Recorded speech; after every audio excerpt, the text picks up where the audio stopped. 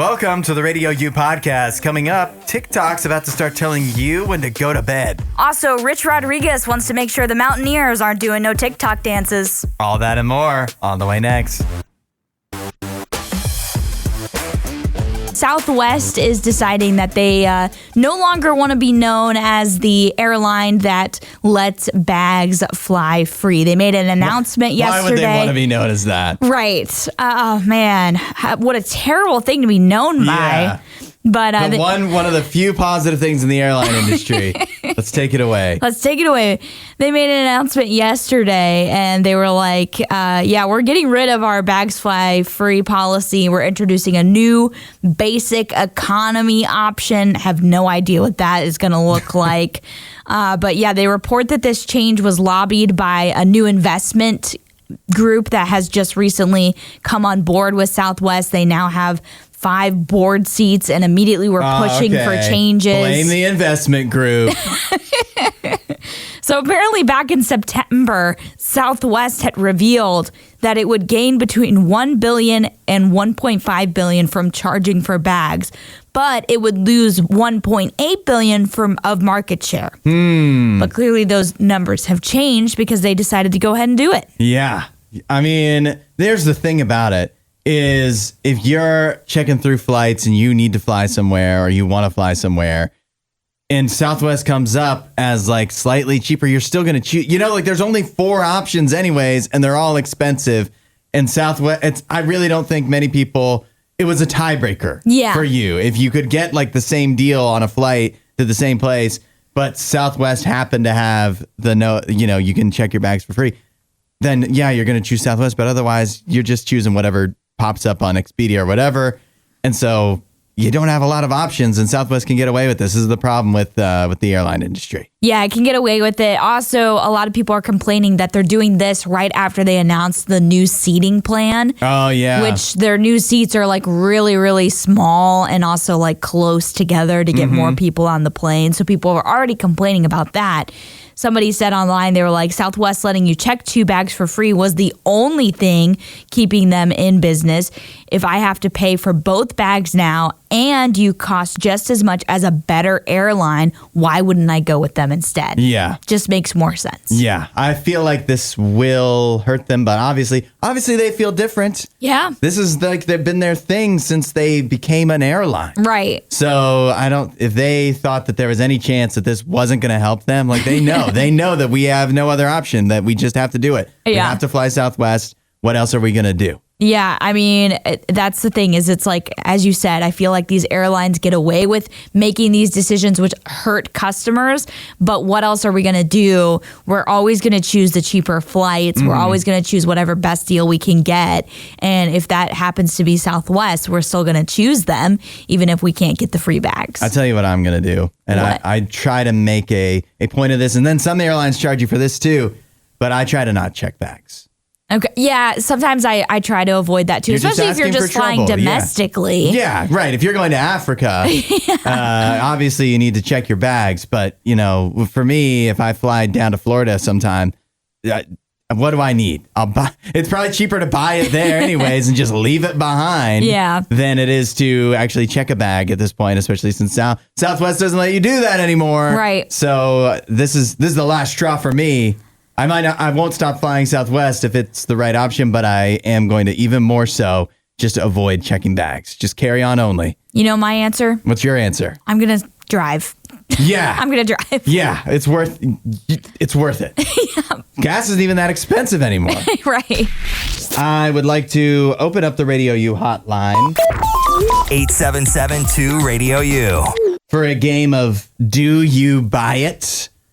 Do you buy that college football players dancing on TikTok makes the team look not as tough as it should be in the eyes of their opponents?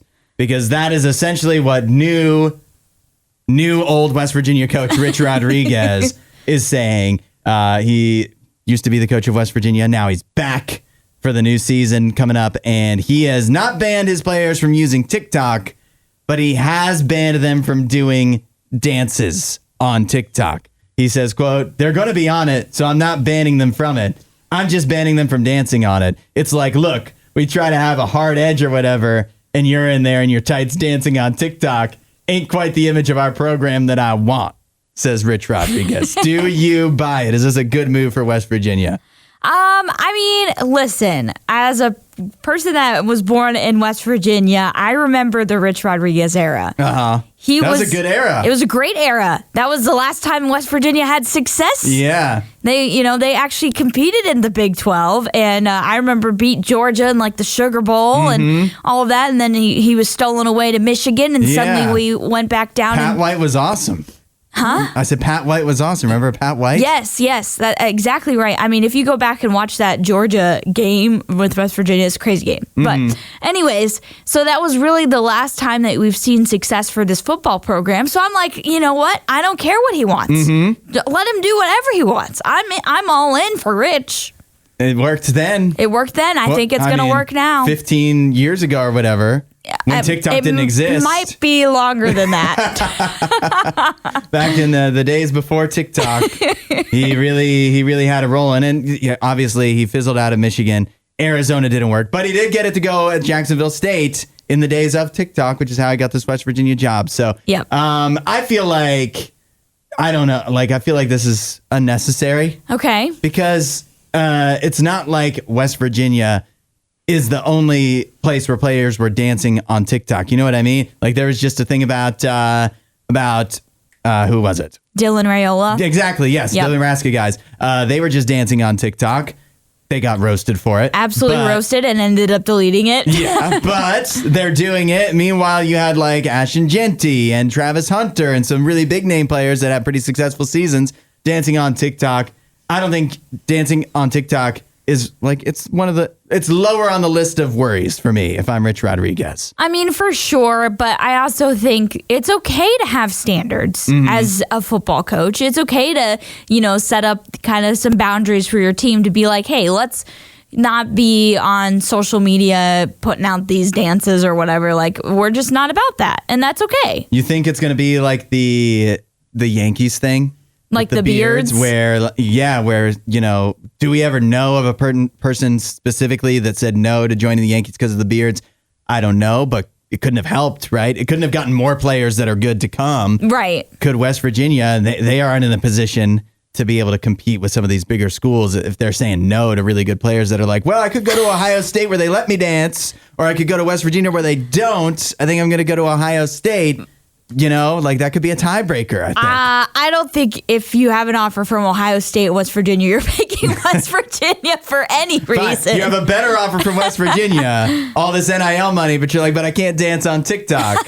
I can have all the money in the world. What is dancing on TikTok? What does it mean if I can't dance on TikTok? I mean, I think a lot of football players just want to compete. They just want to compete for a championship. And I think this is just a distraction. Rich Rodriguez brings an opportunity for West Virginia to try and make it into an expanded playoff. We'll see if that ends up happening, working out. The Big 12, in my opinion, is open. Yeah. So I think this is a great, new era, hopefully, for West Virginia, repeat of the whole, hopefully, old era of Rich Rodriguez. But I don't think TikTok needs to be on people's minds. Jamie says, I don't buy it. Let them be. They are just having fun. I kind of tend to agree with that, but also... But I think a coach can do what a coach wants to do, and it's okay. And for Rich Rodriguez, he made it work. If you can make it work at Jacksonville State, he won a pretty decent amount of games there. Maybe you can just make it work anywhere, except Michigan and Arizona. This is crazy, but I don't know if it's actually even surprising. Everybody knows somebody at this point that is gluten-free, or at least that has gone through a gluten-free phase for a while. Okay, tell us how you really feel. A new study has been conducted by Sachin Ruchji of Clemson University that found that, there's 1 out of 100 people are actually susceptible to intestinal damage when they consume gluten that actually need to be gluten-free. Right. But it does seem like many, especially at certain times, many more people than that were eating gluten-free. Yes. The study finds that eating gluten-free when it's not necessary for you to eat gluten-free actually would likely be worse for your health. The reason being is, according to this study, that gluten-free foods typically offer less protein and contain more sugar and calories than their gluten-included counterparts. Also, this study finds that, and this is not surprising, the claims that are made, the health claims that are made by gluten-free products on their packaging and in their ads, typically very misleading.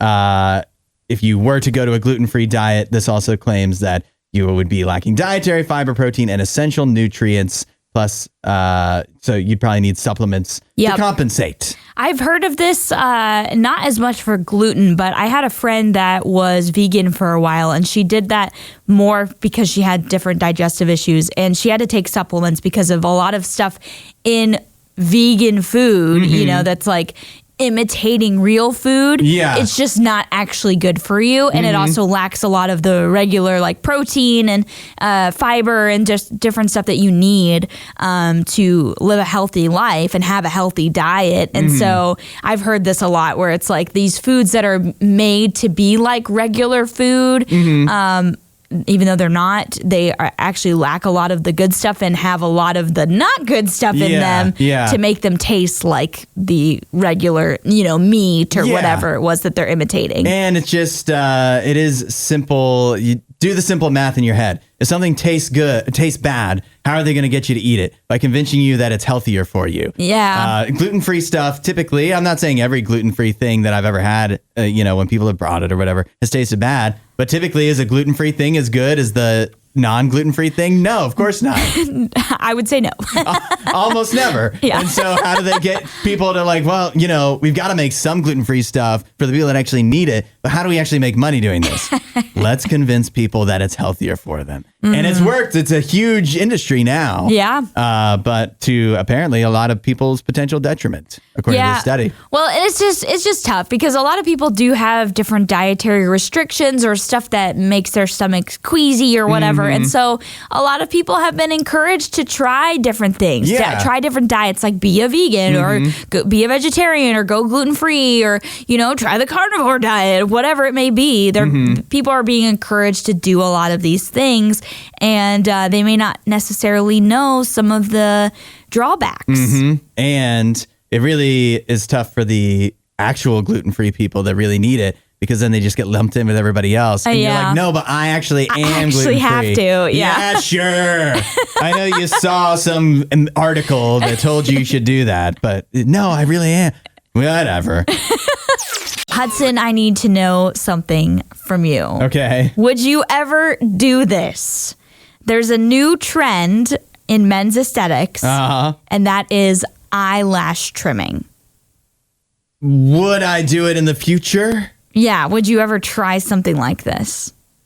Would I or have I? Okay, have you? I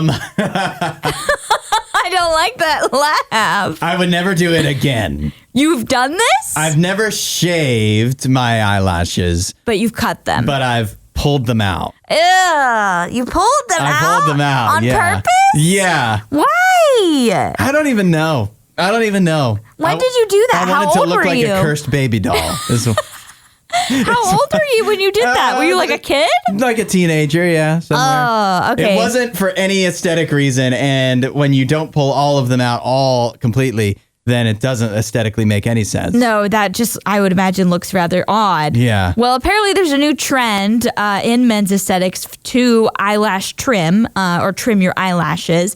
Apparently men are doing this because it will make them appear more manly.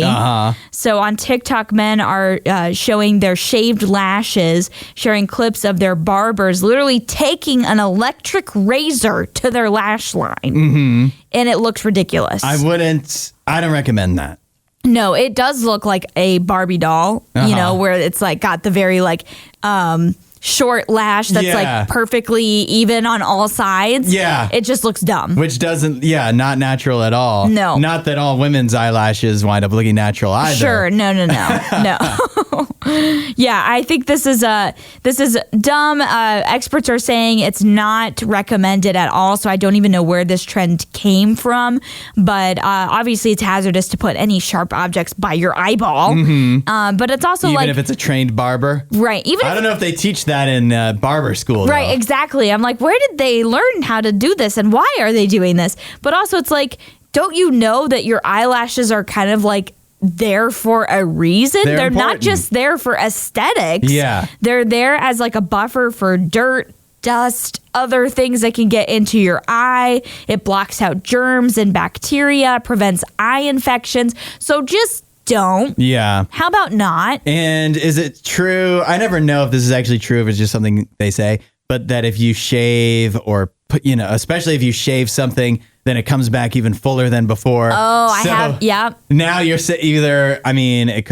you're going to either look, and you're in the estimation of these men, even more feminine because your eyelashes are going to come even thicker and fuller and more prominent than they were before, or you're signing yourself up for a life of shaving your eyelashes, which, eventually something's going to go wrong. Right, exactly. You don't want to end up... It's one thing if you cut your face shaving. Right. It's another thing if you cut your on your eye somewhere. Oh, yikes. Oh, that just makes me feel, again, my eyes are twitching. Yeah. I don't want to think about it. I don't want to think about a razor being near my eyeball. Literally, my eyes are hurting so bad right now thinking about this. But yeah, and also, who said that eyelashes were not manly? I was thinking, if we talked about this, I'm thinking, I don't think to me, it's not that eyelashes themselves are manly. It's like the more bigger and prominent they are, the more feminine that is for some reason, because girls try to play that up, some of them, Right. But it's not that it's like.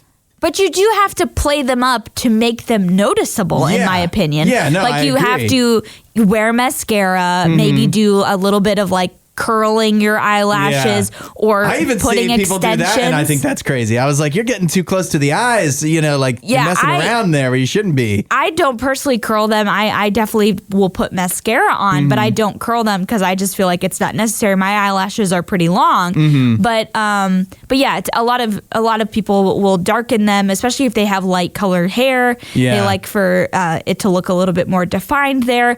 But for a man, that's like, if you're not wearing mascara, it's not defining them in any way. So I just feel like it's really odd to say that it's not manly. You got to cut them off. No. Guys, take it from me. I've been told I actually do, for a guy, have pretty prominent eyelashes. Like a giraffe for a camel. I feel like most guys actually do have longer eyelashes than girls. Yeah, because normally we're not messing with them. I think when you mess with them all the time, that makes them probably shorter. Or fall out. Yeah, whatever. Out. Yeah. All the chemicals and the things you put. So, yes, I have very long eyelashes, and I think I'm the portrait of a manly man. So if I can do it, you can do it. Leave them there. Leave them alone. Don't mess with them. We are doing Would You Rather Wednesday. The question from Damien for today: would you rather stay in the hotel from Bates? Or why do I keep saying that? Because this is a show. Would you rather stay in the hotel from Psycho, which is actually a motel, Bates Motel, or stay in the hotel from The Shining, two of the great horror movies of all time? Both take place in inns of some form or another. Which one would you rather have to stay in? And we're talking the actual hotel from the movie, not like the real life version. Right. So some very creative responses. Okay. Coming in, Allie. We heard from Brandon, who simply says Bates Motel 1,000,000%. I don't know exactly. He just put a lot of zeros and then a percent.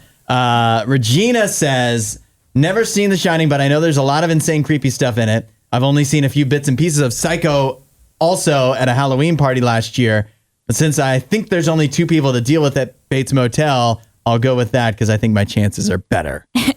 We'll go with 1.5. Okay. Yeah. Lindsay says the hotel from The Shining, I think that place is massive, easier to hide. Oh. It is huge. It is massive. There's only a few rooms in Bates Motel. Yep. And Norman knows about everyone that stays everywhere, right? So easy to keep track of. And then Mark, I like what Mark says. Mark says, I know you said you have to think about it in the movie setting, but in Psycho, they actually used Hershey's chocolate syrup for the blood in the shower scene. And with that in mind, I'm going with Psycho and bringing ice cream. Making the most of it. Yes. Allie, what is your thoughts on this one? Okay, so I think I would probably also go with Bates Motel because I think the odds are a little bit better. There's just a lot more craziness going on at the Overlook. Yeah. You know, with everything happening there, because it's not just the main character's name is Jack. Yeah. It's not just him going crazy. It's a lot of other things happening. Yeah. So I feel like it's very hard to be Danny and survive the whole thing. Yeah, yes, it is. That's Keith David, right? The great Keith David. Yes, I think in that movie. yes. I'm trying to think of this, and I feel like I'm cheating. But okay, first of all, realistically, I think you stay, as me anyways, in either of these for one night, and I'm going to make it out just fine. Yeah. Because in the Bates Motel with Psycho, like Norman Bates doesn't just kill indiscriminately, right? No. He's not a serial killer. No, he goes for targeted. Yeah. And so I don't think he would target me, right? Like, why would he target me unless I did something? Yeah. And so I think I could make it through a night there. The Shining, if I remember the lore correctly, like that is a hotel in the summertime and everybody just stays there and it's fine. It's only because like the legend is it's in the wintertime and you have to stay through the harsh winter. Right. That either makes people go crazy or that the spirits and curses and whatever come out. Yeah. So I should be able to go in the summertime and be just fine. Sure. Even stay one night in the wintertime and probably be just fine. I just may not be able to leave. But I'm going with the Shining Hotel because that place is massive. It's beautiful. It's luxurious. The Bates Motel is just a motel. So I choose the Shining Hotel. Nice. Also, we just heard from Corey, and I know we both were fans of this show, so I like his comment. Yeah. He says Bates Motel, if we get to meet Vera Farmiga, I never know how to say her name. Farmiga? I think it's Farmiga. Farmiga, she is amazing. Yes. She is great in that. She plays Norman Bates' mom in the show Bates Motel, but we were going with Psycho, so Yeah. I guess you can't That meet doesn't Vera. count. Yeah, but I would like to ask her about Godzilla and stuff. Some huge news in the soccer world, or as some call it, football. The English Premier League's highest profile franchise, Manchester United, announced that they are going to be building a brand new stadium with over 100,000 seats, a reported price tag of $2.6 billion. 2.6 billion with a B. Allie, you've got to see the renderings of what this place is supposed to look like. It's not just going to be a soccer stadium. They're trying to make, it's almost like it's its own entertainment district all itself. Right. It looks ridiculous, though. They have, for some reason, these giant spires that kind of come up. I think there's 3 of them. And then, like, if you're seeing this from a bird's eye view, it looks like mosquito netting surrounding the entire stadium and all, like, the entertainment spots around it. But they are very excited about this. Some fans are making fun of it, saying it looks like a very expensive circus tent. It's also kind of sad because I don't know if you know this, Allie, or if everybody else knows this, but Manchester United has been at the same stadium. They call it Old Trafford. Yep. Since 1910. So this would be really the end of an era. A very historic stadium would be going by the wayside to be replaced by this new, very expensive project that, they've announced they're doing it. So I guess they're doing it. I don't know where they're finding the space for this. England doesn't exactly have a lot of space to give out. Yeah. But I don't know. But I don't know if they're tearing down the old stadium and putting this in the same spot. But I would imagine this is a project that would take a long time. So I doubt that they would do that. Yeah. But yeah, this looks pretty crazy. I'm not entirely sure if this will be accurately how it actually looks in the end when it's built, but I don't know if these are like AI images or whatever. Yeah, but some of them look very AI, but like it's a construction project. Like they have to have real. You would think they'd have real renderings, yeah. Because architects do that all the time. Yeah, but yeah, it looks pretty insane. And I understand why they want more seating. They're a very popular franchise, have had lots of success many years. It's not been as successful recently, but yeah, I understand why they would want a huge stadium for lots of seating. But all the rest of it, I don't know if is extremely necessary, but yeah. I believe, they say it's going to create all these jobs and all this other commerce and blah, blah, blah. I believe they are they the most, like the highest valued sports franchise in the entire world? They have to be, right? They are well beloved. I remember growing up in Africa, so many people were Man U fans, including my sister was a Man U fan, still is. So yeah, she loved Manchester United. Yeah. So yeah, they're a big franchise. And when you're so popular and people come from around the world to see your games, and you can hold other events there. At some point, as sad as it is, because I don't want to see, I love history stuff. Like, I never want to see the Red Sox leave Fenway Park. But at some point, you can only, and Fenway Park has hit this, I've visited, and Yankee Stadium had this issue. You can only, like, continue to upgrade and, renovate an old thing to fit modern times so much before it just becomes undoable, and you have to actually build something brand new. That's what happened. I guess that's what's happened to Manchester United. Right. I remember when, Cleveland had to do that for the Cleveland Indians. They had to, Jacobs Field, now Progressive Field. That switchover happened. They left the old stadium that was like 90,000 people or whatever could sit in there. Baseball stadiums obviously don't do that anymore. They don't have those type of seating available anymore. So, eventually you're going to have to update. You're going to have to get new stadiums, arenas, whatever. But this is something. Yeah. I mean, I feel like everything except the way that it looks like a circus tent made out of mosquito netting looks cool. Like the interior looks amazing. Yeah, the interior looks awesome. It almost looks like they might be doing the sunken down thing that like the big house does in Michigan. So yeah, it looks pretty cool. Yeah. Well, I don't know when this will eventually happen, but the journey began yesterday. Allie, let me know your guilty pleasure show. My guilty pleasure show? Admit it right now. It's probably like those dating shows that are really stupid. So it'd probably have to be like Love Island. Love is Blind, Love Island. Yeah, like one of those, because they're just like, they make no sense, and I complain about them being, fake and misleading, and yet I still end up watching them. I feel like every guilty pleasure show is usually a reality show. Yes. Like, I never feel good watching reality shows, even the ones I like the most. Exactly, yeah. It always makes you feel like, why am I spending my time watching this? I really like Kitchen Nightmares and like shows like that. But I'm watching the whole time, and Restaurant Impossible, I think, just ended. And I'm watching the whole time going, this is all like everything is already all the drama, like they set all of this up, right? But nevertheless, and Catfish, I used to like Catfish. Oh yeah, I watched that too. Any reality show, it just feels like there's a formula. Every single one falls. You never get surprised. Yeah. And then Survivor was the only one that I felt like didn't fall into that trope because it was very different from everything else at its time. Another one I really like. Hoarders. Oh, that one just makes you feel good about yourself. It does, doesn't it? Because you're like, well, my house might not be that clean, but at least I don't have buckets of poop everywhere. At least I'm not like this person. Yeah. But it's funny if you ever watch Hoarders, and I don't even know if they make new episodes anymore. I'm still finding, because it's not like I don't binge Hoarders. Yeah. It's just every once in a while, it's like, let's flip on Hoarders. And so I'm still finding new episodes I've never seen. And it's funny how in every single episode, like somehow they convince this hoarder, their family or whatever, convinces them to, all right, let's bring the camera crews in. Let's have these experts come in. And they're going to throw away a lot of your stuff. Yeah. And Mom's like, okay.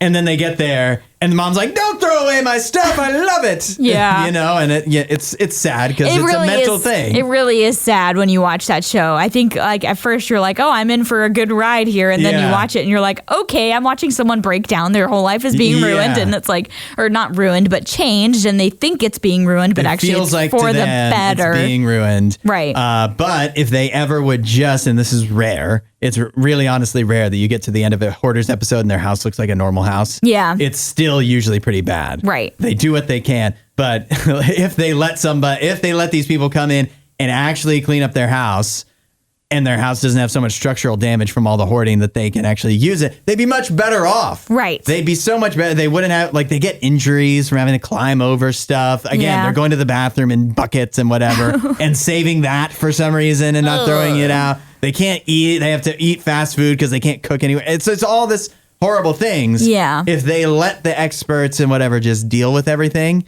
they'd be so much better off. Right. I'm not gonna play around with you. getting into a relationship with God, it is kind of like being a hoarder. Now, different of us have different levels of like what's going to need to be turned upside down. But like you shouldn't have God come into your life and be like, no, don't throw that away. No, I need that. That bucket is important to me. I've had that bucket for 6 years. You can't do that with God. Like, he's going to come in, and it might be a little uncomfortable at times in your life to have him go like, this is something that really needs to change. But when the change comes, like, God knows best. And when the change comes, you're going to be better off. You're going to be actually able to walk through your house and not be stepping on vermin and whatever. That's what God wants to do for you.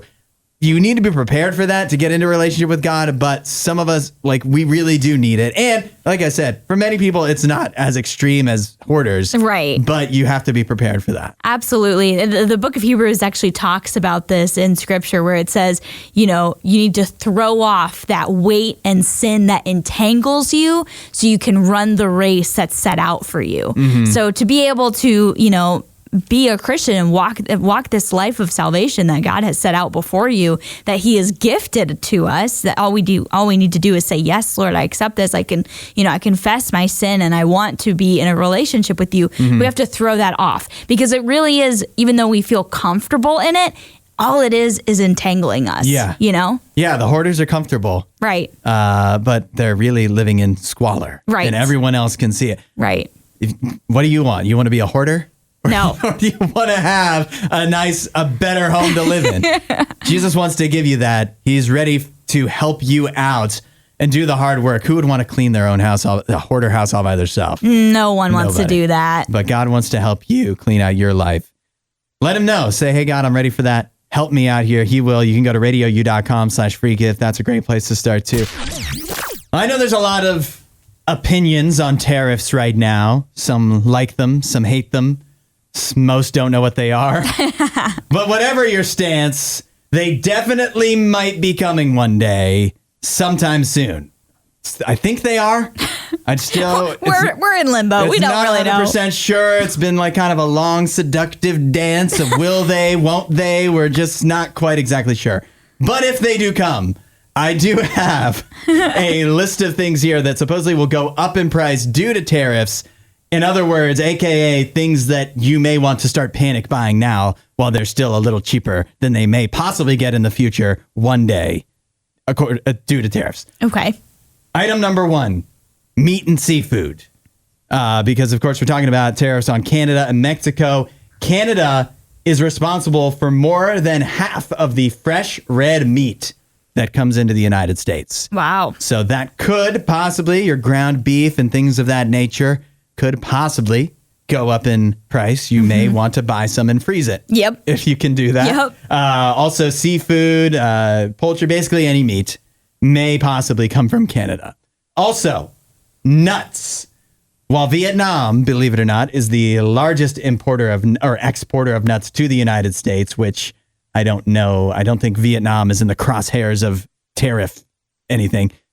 Mexico is, and they are the number 2 provider of nuts to the United States. So nuts, Allie, I've seen you eating nuts in here somewhat often. Yeah, I do like almonds, which are already so expensive. Yeah, so if they get more expensive, I probably won't be eating them that much. Then they do keep for a while, though. That's true. So you could buy almonds now, hold on to them until whenever the tariffs take place, and then resell them at a profit, possibly. I don't want to get rid of them. Craigslist. Yeah, that's right. You got to keep those things. They're like gold. They're for me.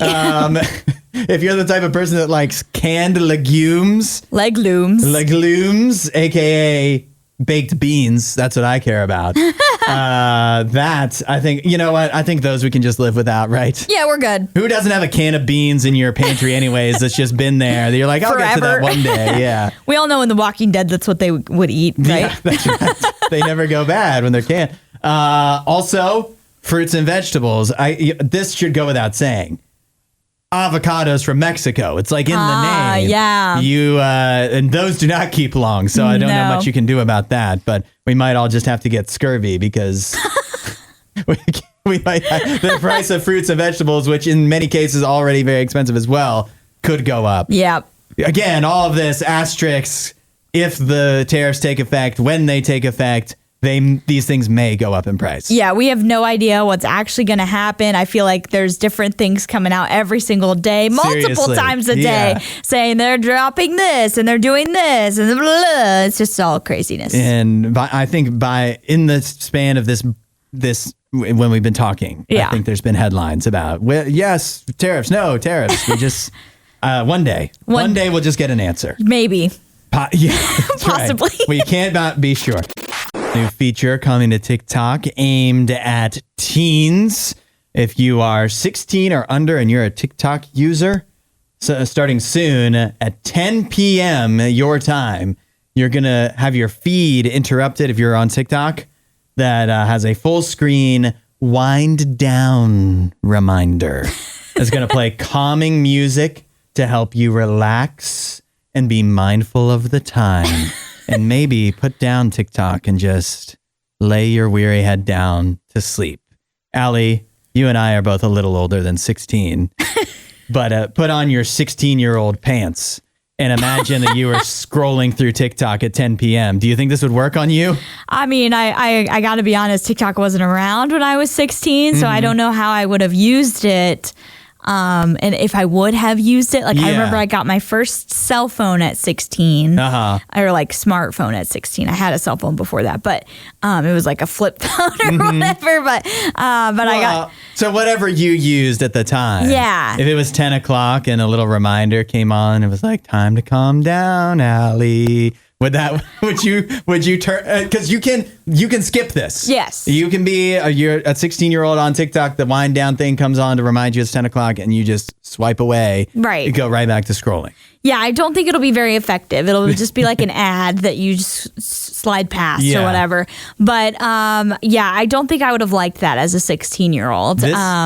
This wouldn't work on me now when it's even more important that I go to bed on time. It definitely wouldn't work on me when I was 16. Yeah, no, I was pretty bad in high school of like going to bed at a good time. I had not the greatest of sleeping habits. I've always been a person that needs a lot of sleep, and that hasn't changed. But it wasn't really until I got into like probably my junior year of college when I actually was like, okay, you need to set up a better sleeping habit for yourself. You always struggle getting up in the morning. Why is that? Well, because you don't have good sleeping habits. You're not going to bed at a good enough time. So I really tried to be more cognizant of that. And now obviously I work in a job where I need to get up early in the morning. So I go to bed at like 8:30, 9 o'clock every night. Yeah. You're in bed long before this reminder would come along. And I don't even have TikTok. So this reminder wouldn't even hit my cell phone. Yeah. And I'm not 16, Hudson. Yeah, exactly. But yeah, as a 16-year-old, I would not have appreciated a reminder like this. I don't think this would be, I mean, that doesn't necessarily mean TikTok shouldn't do it. No. But it's just kind of, what's the point? I guess maybe if one child's life is changed, it's like a teacher. If one child starts going to bed at 10 p.m. And who instituted, I do wonder how they chose the time. Who decided 10 p.m. is like, well, it's getting a little late. Yeah. This is too late for you to be up. Yeah, some teenagers have later bedtime. Some don't have bedtimes at all. Also, if you're 16, I mean, this makes sense maybe now for school. Yep. Once the summertime hits, you're 16 at 10 o'clock. What 16-year-old going to bed at 10 o'clock in the summertime? No, you're going to bed at 2 a.m. You scroll TikTok all night long. Let's be realistic. If you're not hanging out with your friends, playing video games all night or whatever, you're not going to bed. You're sleeping until noon, and you're going to bed at 2 a.m. scrolling TikTok for 4 hours straight. Yeah. Not saying that's a great use of your time. Right. But let's just be realistic here. Yeah, I mean, this is what we want. We want every, teenagers to be able to go to bed at 10 o'clock, but are they going to do that? Yeah. No. Thanks for listening to The Hudson Show. Please don't forget to rate and review the podcast.